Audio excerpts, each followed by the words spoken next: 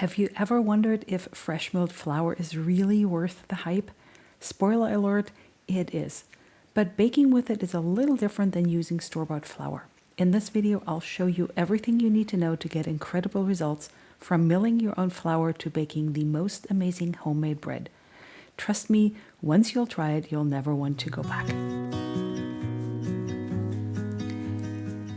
Fresh milled flour is ideal for making sourdough bread, and here's a sourdough starter that was super active. It actually came all the way over the jar, and it's perfect for this bread.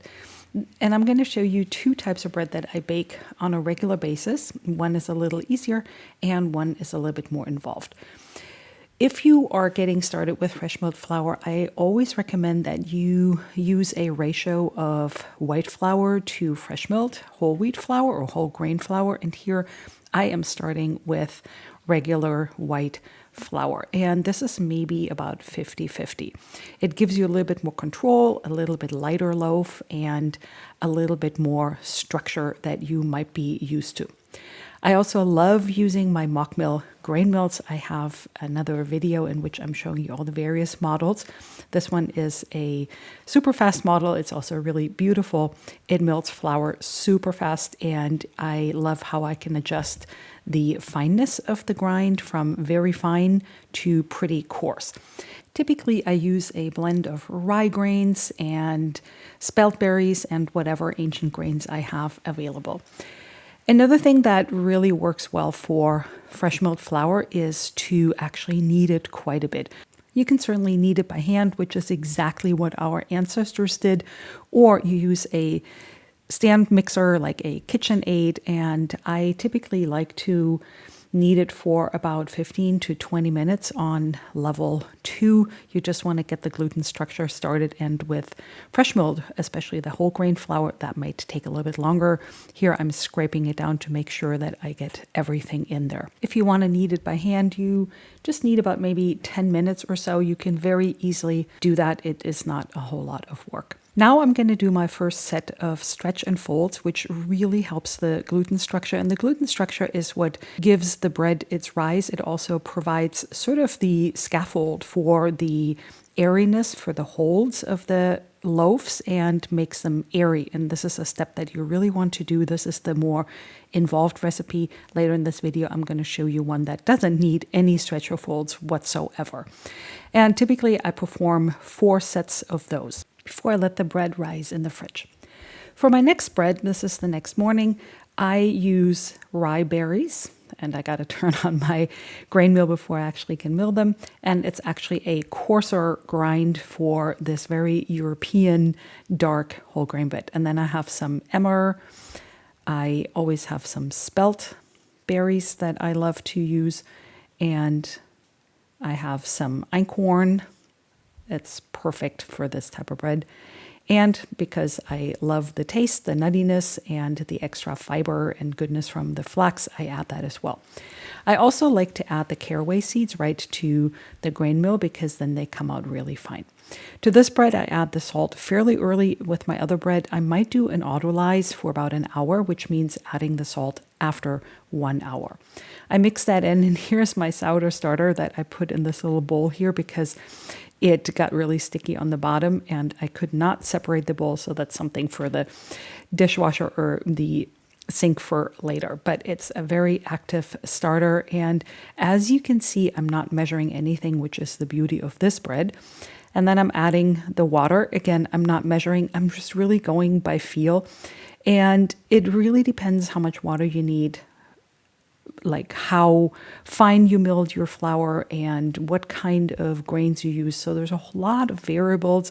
It also has something to do with humidity and the grains that you got yourself. So that's why I absolutely just love mixing it and going for a certain consistency. This is very slushy. I'm due give it a bit of a mix, but not too long, just maybe a few minutes or so before I let it rise for about 4 hours.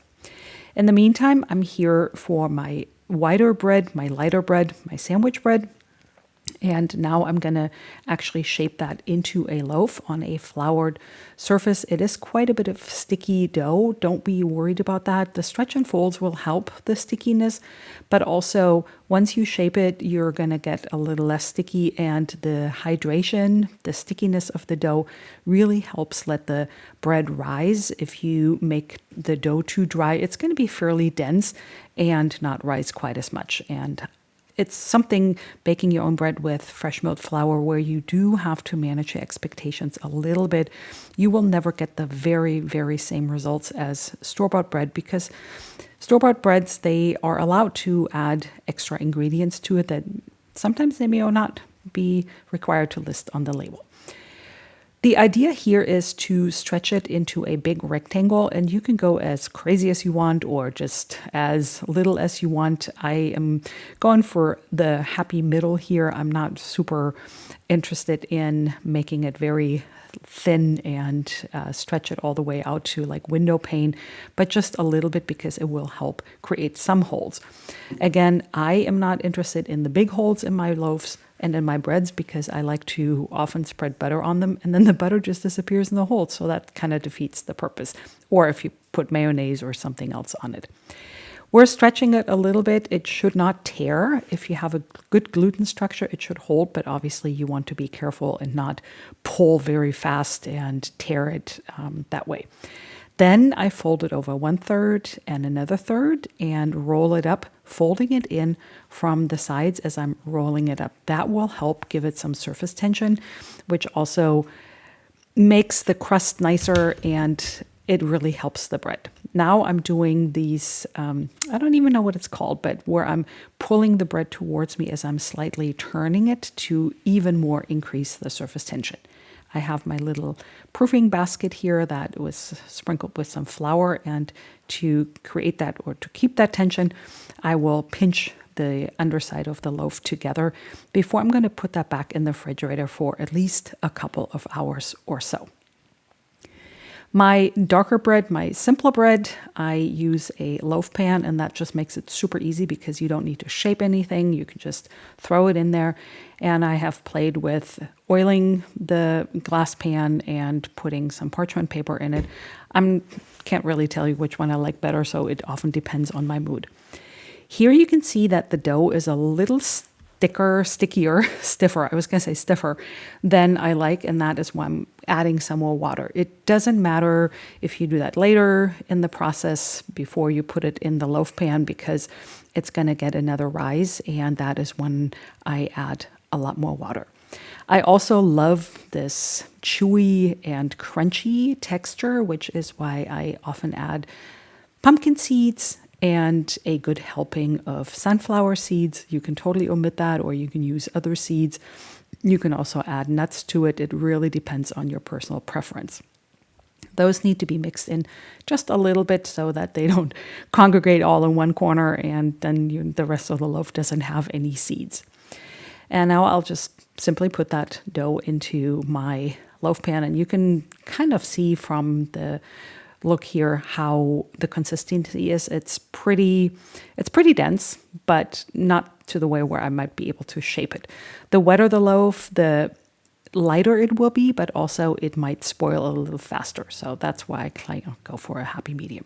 And then I'll let that sit on the counter for another 4 hours or so.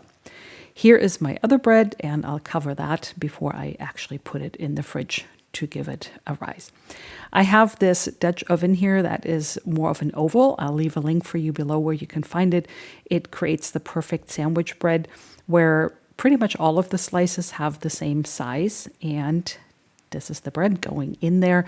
I like that a little bit better than the round loaves. The round loaves look a little bit more photogenic, but I think that this shape is actually a little bit more practical. I know I'm not the best at scoring. I know you're supposed to just go in one swoop rather than seesawing like I'm doing. It's sort of cutting into it, but that's just the best I can do. And it does work. You will see later that it actually works for this bread. Now I'm going to bake it for about 30 minutes or so covered at a pretty high heat. And you can even put some ice cubes in it if you want a little bit more steam on the inside. let's check out what it looks like after 30 minutes. Here it is. It looks perfect. It has actually cracked open. There's that nice opening here, not quite an ear, almost an ear, but this is really for everyday bread and not something I try to win a competition with. And after another 30 minutes of open bake, this is perfectly brown.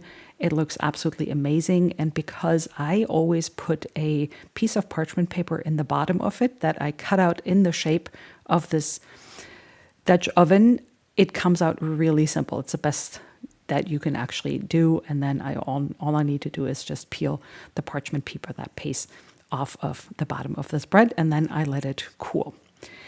While the oven is still hot, I'm going to bake my other bread. It has risen a little bit. You can see it's a little bit domed up on top.